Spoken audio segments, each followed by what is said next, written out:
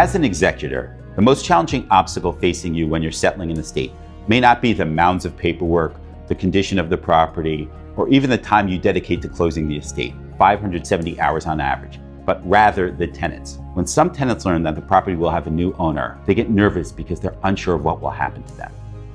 We've seen a lot of different scenarios from tenants, from refusing to give prospective buyers access to the building, to claiming that the owner wanted to give it to them, to suing the estate. But what happened with 10 McDougal Street in Jersey City was unique.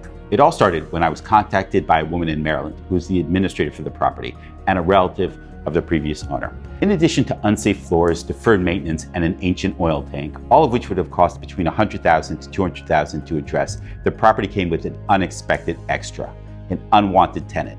It seems that when the owner passed away, a friend of the family who was living in the basement sued the estate to be declared a tenant in the building. The court found in their favor, and now they were demanding a large cash for key settlement to leave. The administrator and I reviewed a variety of scenarios, and in the end agreed that it made the most sense to simply pay the tenant to vacate.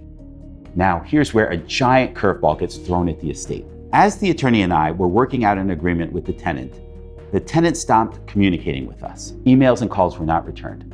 I found this strange since the agreement was basically complete, and all we were waiting for was their signature.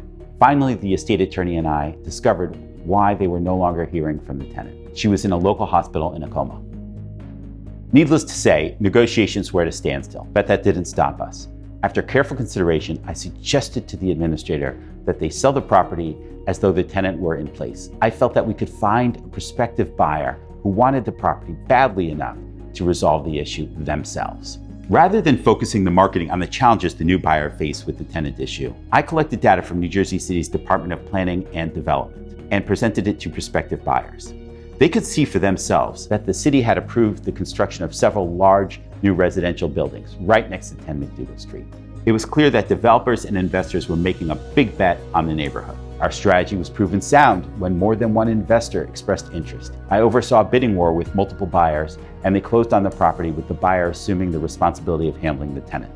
When all was said and done, the property sold for over $70,000 over the asking price. And the icing on the cake, the administrator was thrilled that she never had to leave Maryland at any time during the process.